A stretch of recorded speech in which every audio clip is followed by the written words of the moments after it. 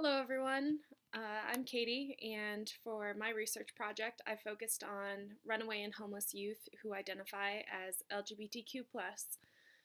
So if you pull out the newsletter, I started off with an understanding of the problem. So in January of 2015, it was estimated that nearly 37,000 youth were homeless, which is about 7% of the homeless population in the United States.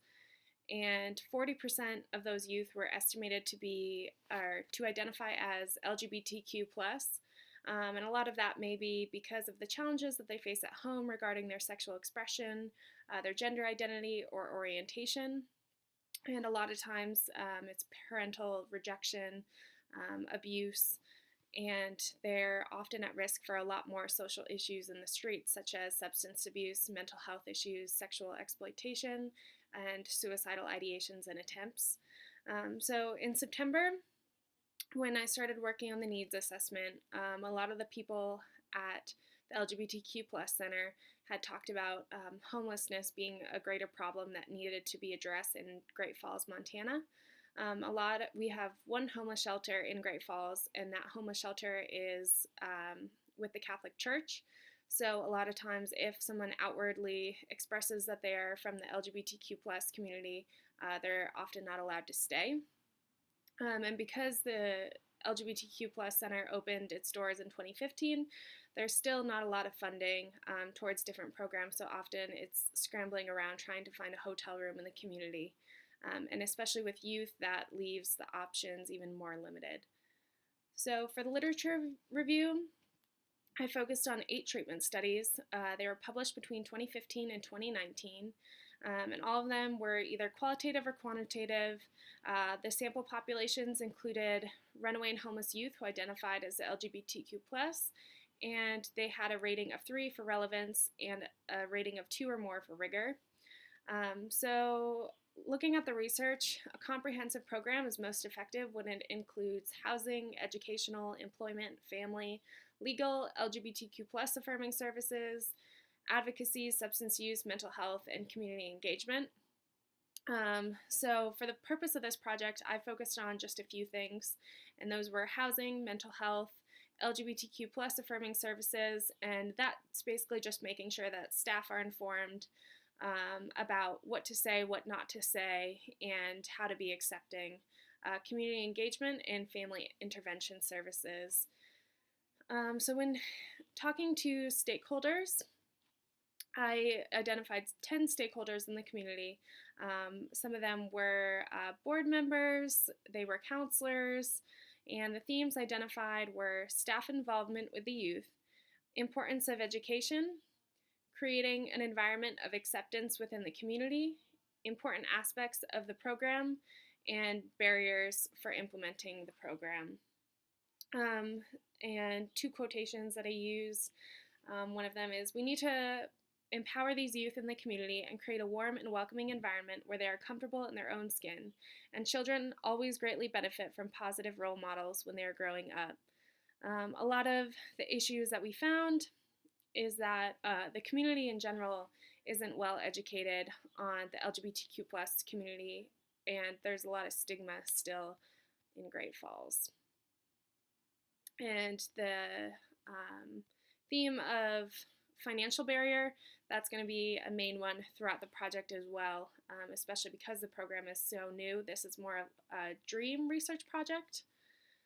So when putting the plan into action, I decided the first one is to present the information on evidence-based practice project and engage in strategic planning session.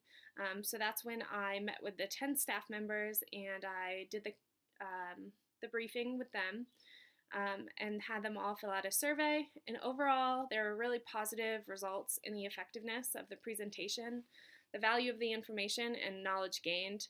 100% of participants stated that it would be beneficial for our clients if the best practices discussed in the presentation were used.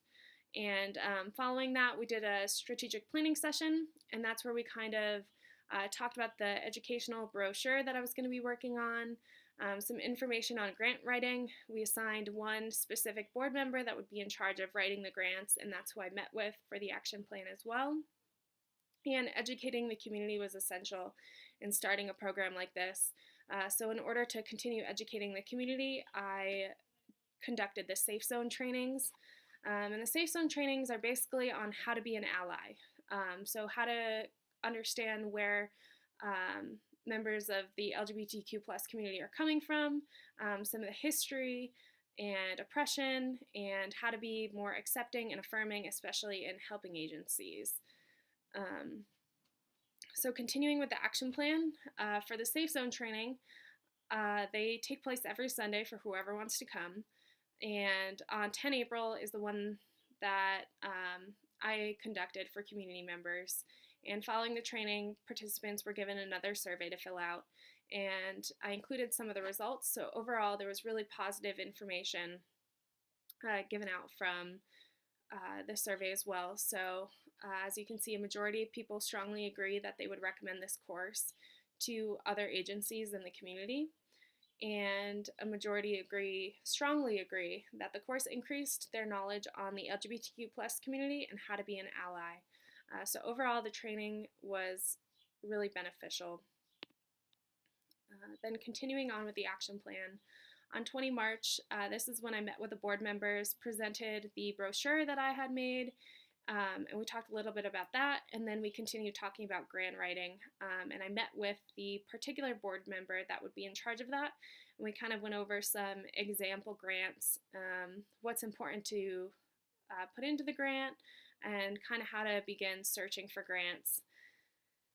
And lastly, a post-action plan survey was emailed to 5 board members who attended the original presentation, and it included 3 Likert scale questions and an open-ended question of suggestions for future use. And all respondents strongly agreed that the action plan had a positive impact on the community. All respondents stated that they will use the knowledge gained towards continuing development of a program. And all respondents said that they felt confident in the importance of knowledge gained throughout the action plan. So some final thoughts and practice wisdom. So the results of the evidence-based practice project show that the action plan resulted in an increase of knowledge for both consumers and stakeholders involved. Everyone who was involved with the Safe Zone training, as well as the board members and local stakeholders that attended the presentation. The brochures, grant writing, and surveys showed that they gained knowledge. However, the main barrier to starting a program like this currently is funding. So while there's a lot more done that needs to be done in the future, we had a lot of great conversation, kind of where to go from here. So if we can't get a program up and running within the next few years, with the grant money, what kinds of things could we do? Could we have stipends of money and have volunteers in the community take in children who need a home, and then we kind of just provide them with the funds? What other organizations in town could we use for some of the services? So while this project was successful in a lot of aspects, it's definitely still a dream, and a lot more needs to be done in the future. So thank you everyone who made this project possible, and I really enjoyed working with you all this semester, and good luck with everything in the future.